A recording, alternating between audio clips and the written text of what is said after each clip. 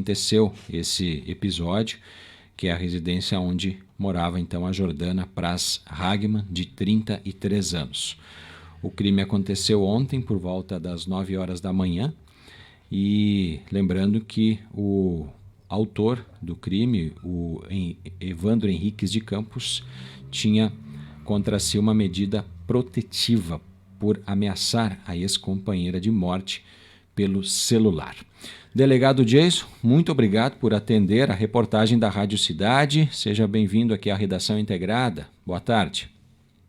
Boa tarde a todos. Nós estamos sempre à disposição, né, para das informações que interessam a população. Delegado, importante a sua participação. O fato é conhecido, né, amplamente divulgado na mídia estadual, e a gente precisa trazer algumas reflexões e entender também como funciona o trâmite, né, de uma questão muito importante hoje na vida de um casal que está separado, que é essa questão da medida protetiva. Primeiramente, vamos iniciar traçando a nossa linha do tempo aqui desse fato. Que hora o senhor foi avisado e qual foi o que o senhor encontrou quando chegou lá em Fortaleza dos Valos, delegado? Até porque disse, né, sobre a medida protetiva e o trâmite, eu vou começar um pouco antes. Isso aconteceu no início do ano, o fato que ensejou a medida protetiva. A vítima, à época, registrou uma ocorrência. O que consta é que ela terminou o relacionamento, né, e o indivíduo não aceitava o relacionamento, não aceitava o fim do relacionamento, né.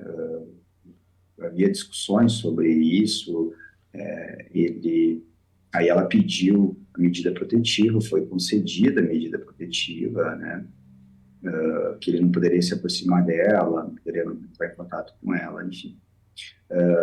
Também nessa época, por conta dela afirmar que ele tinha arma de fogo, nós representamos, né, a Polícia Civil representou por um mandado de busca e apreensão das armas na casa dele, e em março nós cumprimos esse mandado, né, nós apreendemos 2 armas, né, um revólver, que era registrado no nome dele, e uma espingarda que mais parecia ser aquelas de família, sabe? Aí, no passar do tempo, teve um momento, em junho, em que ela informou e registrou uma ocorrência nesse sentido, de que ele estava descumprindo a medida protetiva e ele ameaçou ela. Falou para pessoas que iria matá-la e também para ela mesma, né? Mandou, acho que, se não me engano, uma mensagem. Aí, diante desse descumprimento, né, a Polícia Civil representou pela prisão preventiva dele. Aí, no início do mês agora, o Ministério Público deu parecer favorável a essa prisão preventiva e estava aguardando decisão judicial. Quanto ao fato de ontem, nós vemos como um cumprimento da promessa, né? Ele entrou na casa e pelo local, o fato aconteceu por volta das 9 horas, né? Pela circunstância em que estavam os corpos, o local, a gente acredita que ele fez um disparo de arma de fogo contra ela e depois fez um disparo contra si mesmo. Delegado, a gente ouviu atentamente aqui a sua linha do tempo e existe uma dúvida aí acerca das armas, né? Essas armas eram registradas, ele poderia ter essas armas? Como é que era a situação naquele instante da busca e apreensão?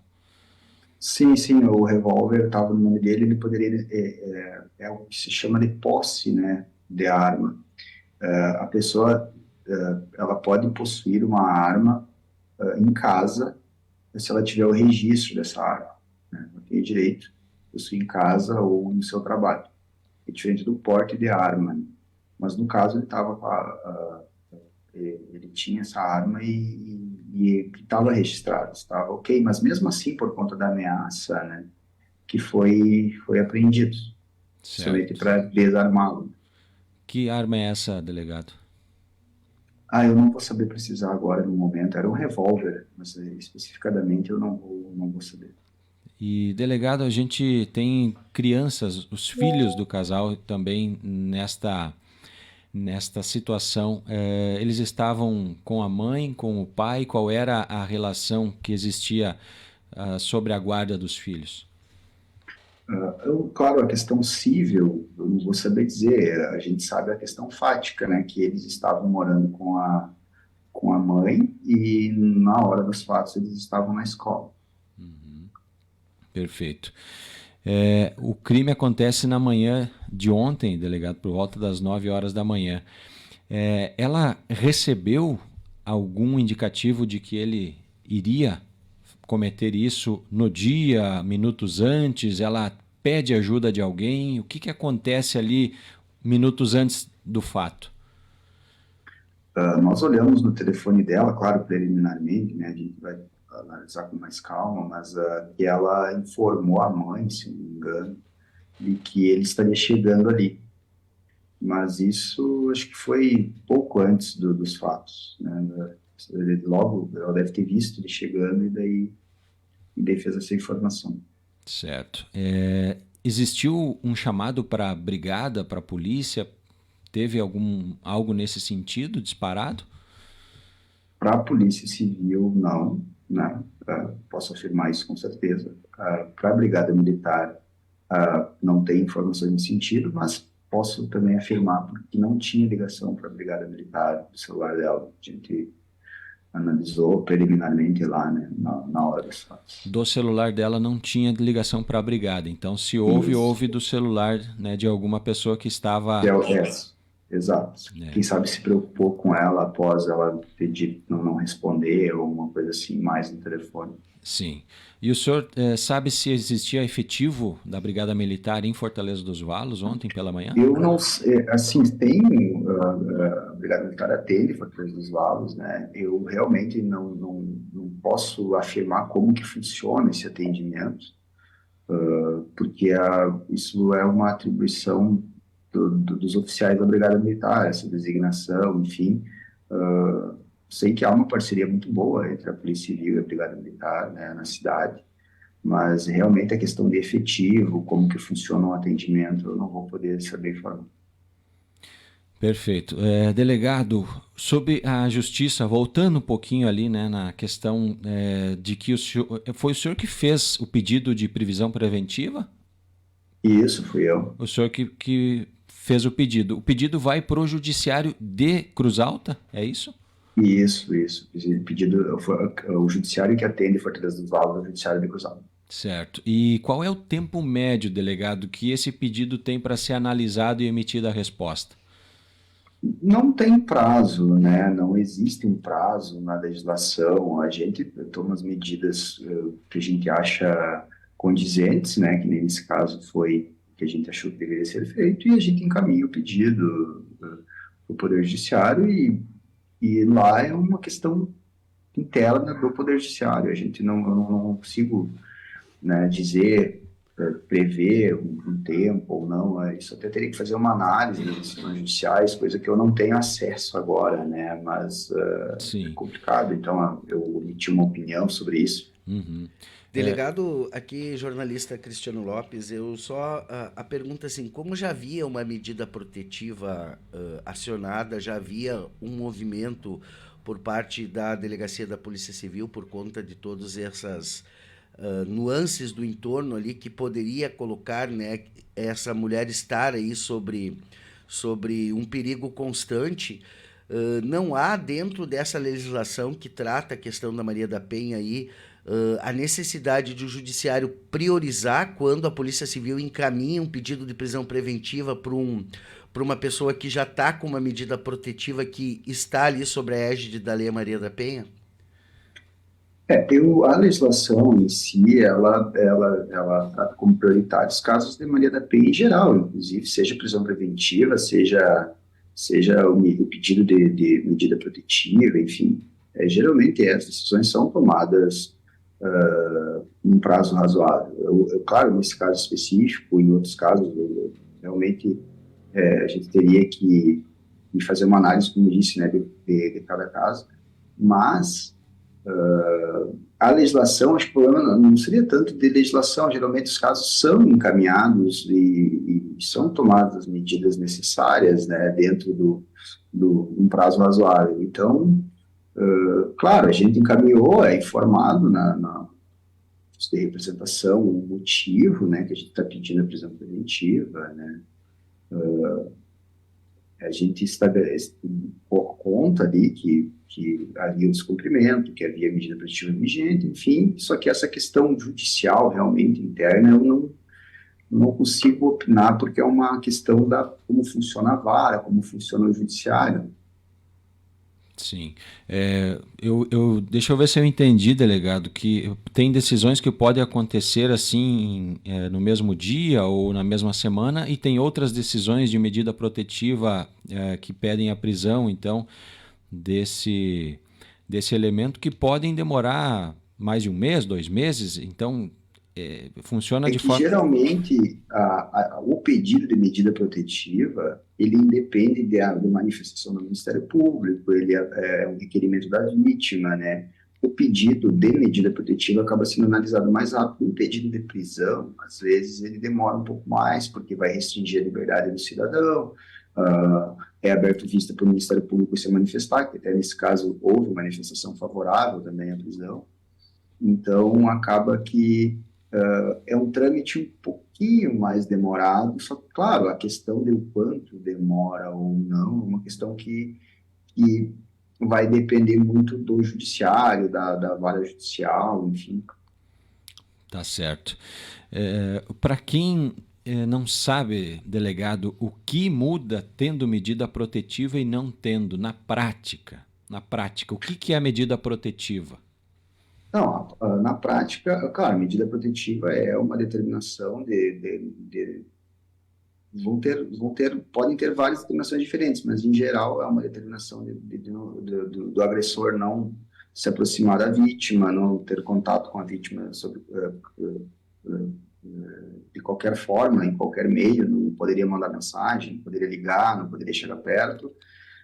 Também muitas vezes proíbe a aproximação de familiares da vítima. Qual que é a vantagem da medida protetiva, que é muito importante, sim? É nesses casos em que, se a pessoa descumpre a medida protetiva e ela está descumprindo no momento, vamos imaginar a situação do indivíduo estar perto da vítima, estar na casa da vítima, ou perto da casa da vítima, descumprindo a distância mínima, né? A vítima pode acionar a brigada militar e esse indivíduo é preso em flagrante. Ele vai ser apresentado pela brigada militar em uma delegacia de polícia e provavelmente o delegado vai fazer uma prisão em flagrante por ele estar descumprindo naquele momento a medida protetiva. Isso é um caso em que a pessoa tem que acionar a polícia no momento do descumprimento. Se já passou, por exemplo, que até foi esse o caso, né? Se a pessoa registrou o descumprimento um dia depois, por exemplo, ou alguns dias depois, já não caberia mais a prisão em flagrante daquele indivíduo. Aí caberia à polícia, que foi o que a gente fez, né? Pedir a prisão preventiva dele. Até porque também é importante dizer, a prisão em flagrante, muitas vezes o indivíduo ele é preso em flagrante, ele é conduzido à delegacia, autuado em flagrante, encaminhado para o presídio, mas no dia seguinte é uma audiência de custódia em que o juiz vai deliberar ou não se vai manter, vai decidir se vai manter ele preso ou não.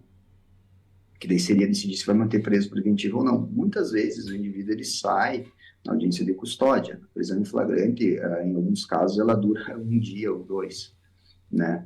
Já a prisão preventiva é que o indivíduo fica preso mais tempo. A prisão em flagrante pode gerar uma prisão preventiva, como pode não gerar. O que a gente fez foi justamente, diante de uma notícia que já não cabia mais flagrante, era uma notícia passada e ele não estava numa situação de flagrante, foi representar pela prisão preventiva para justamente manter ele preso, né? E daí a medida protetiva é importante nesse sentido, de que o indivíduo ele pode ser preso em flagrante, ou, se houver um descumprimento, a polícia vai representar pela prisão preventiva dele e ele vai, quando houver decisão judicial favorável, ele vai ser preso preventivamente. Delegado, outra questão, pelo fato de ser uma pessoa conhecida no município de Fortaleza dos Valos, né? A pergunta que eu teria para o senhor, assim, já havia, por exemplo, algum sentimento na comunidade de que, olha, isso vai dar uma coisa pior, né? A gente tem percebido aqui,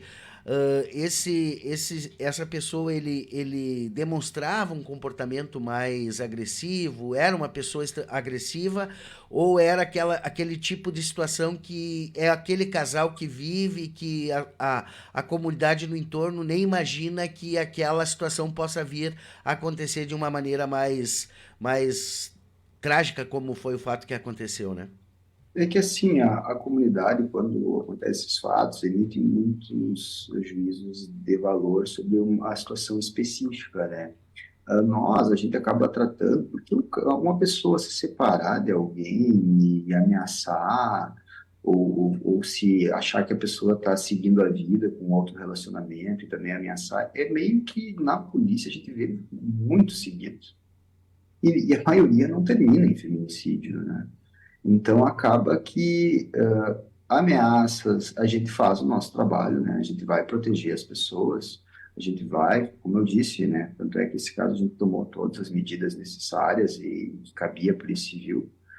A gente vai fazer o nosso trabalho, mas muitas pessoas ameaçam, mas são ameaças vazias, muitos ameaçam, a gente até essa leitura, digamos assim, da comunidade é algo que eu não sei se depende muito já de saber o que aconteceu ou não, porque a gente vê diuturnamente na polícia várias situações em que as pessoas ameaçam e acabam não dando nada, pedem medida protetiva, a pessoa respeita ou desrespeita, é preso, mas depois nunca mais tem contato com a pessoa. Até isso é importante dizer, que a grande maioria dos casos, e um caso como esse não deve inibir nas mulheres de registrarem a ocorrência, de pedirem as medidas protetivas de urgência. Por quê?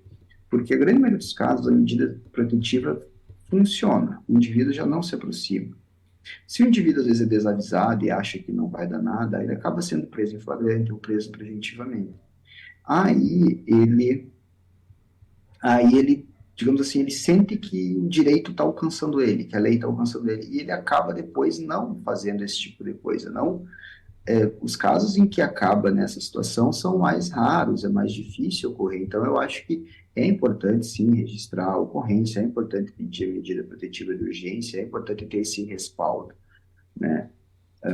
E a Polícia Civil vai fazer o trabalho, só que, claro, a gente vê várias ameaças em que o indivíduo vê que a lei começa a ser aplicada e dissuade ele. Tem indivíduos que não dissuadem, e essa leitura é mais complexa, né? Com certeza. Eu agradeço aqui, ó, delegado, né, o delegado Jason Novrotti, atuando em Cruz Alta, agora delegado Fortaleza dos Valos. Eu estou agora em Salto de Jacuí. Salto Jacuí, tá rodando, tá andando bastante em toda a região aí, né?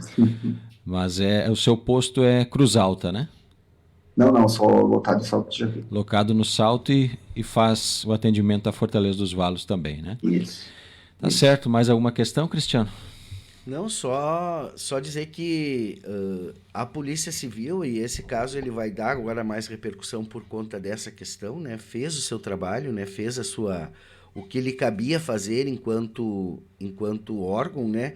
E que infelizmente esse caso aí, ele aconteceu da forma que aconteceu, porque o nosso judiciário não teve a mesma sensibilidade e a mesma agilidade, mas essa é uma leitura que a gente faz aqui, delegado, enquanto jornalista, né? De que o judiciário, se tivesse agido de uma forma mais rápida, aí quando a Polícia Civil pediu aí a prisão preventiva dessa pessoa, talvez a gente não tivesse um resultado tão trágico aí em Fortaleza dos Valos, né? E aqui o pessoal tem comentado aqui na nossa transmissão e a gente gostaria de reforçar o que o delegado disse aqui, né?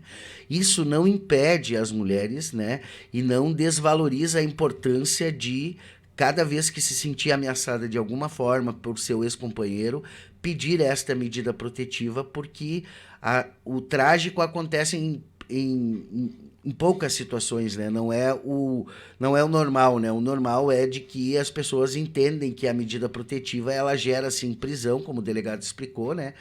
que pode gerar prisão se a pessoa desrespeitar essa medida, e aí inibe mais situações aí de violência contra as mulheres, né? E a gente espera que essa cultura, né, de violência contra a mulher cesse de uma vez por todas, porque mesmo depois de 20 anos da Lei Maria da Penha, a gente segue aí, né, tendo que noticiar essas situações. E quando pega um município como Fortaleza dos Valos, é mais triste ainda, né? Como a gente dizia hoje de manhã, né? 2 crianças lá que vão crescer e vão precisar de muito cuidado para entender o que aconteceu com o seu pai e com a sua mãe, né?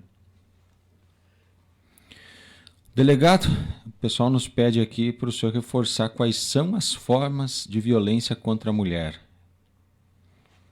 Não, são várias formas, né? Claro, tem a violência física, que é a mais conhecida, né? Quando há agressão, vias de fato.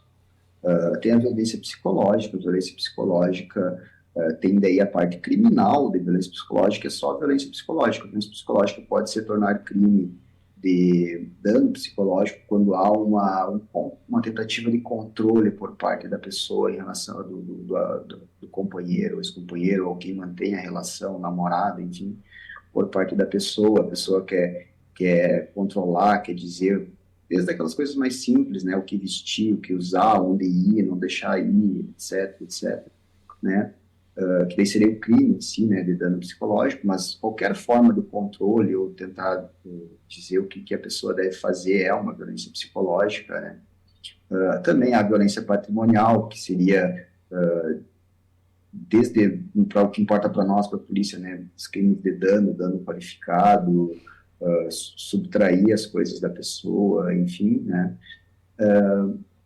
Então, existem essas formas de violência e todas estamos aqui, né, para coibir e para auxiliar as vítimas, né, para proteger as vítimas em relação a essas formas de violência. Tanto é que quando acontece uma situação assim, ou a medida protetiva que é solicitada, o indivíduo é tirado de casa, se ele por exemplo, se ele acha que vai ficar morando naquele lugar por aquele tempo e vai deixar a mulher sem ter onde morar, acaba que é o contrário, e isso é bem importante, porque mantém a pessoa segura de se acontecer alguma coisa, não vai ser aquela situação, porque muitas vezes a mulher não registra ocorrência e não vai na delegacia, justamente pensa, mas eu não vou ter onde ficar, não vou ter onde morar.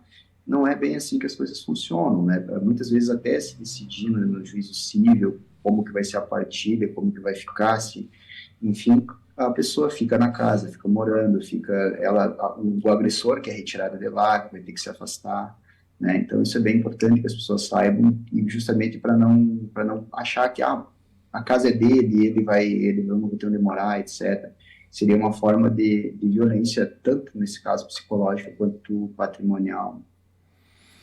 Tá certo, muito obrigado, delegado Jason, excelente trabalho, e certamente a comunidade de Fortaleza dos Valos vai ouvir atentamente aí essa entrevista, né, para entender um pouco do que aconteceu antes do fato lamentável de ontem, e acende um alerta, com certeza, para quem está vivendo essa situação, para quem está, de certa forma, passando por um momento delicado no relacionamento, né? Seja com o ex-marido, a ex-esposa, fazer uma leitura dessa questão e poder se orientar do que fazer. Então a gente agradece, um grande abraço, muito obrigado pelo tempo disponibilizado aí para a Rádio Cidade e o Jornal O Alto Jacuí.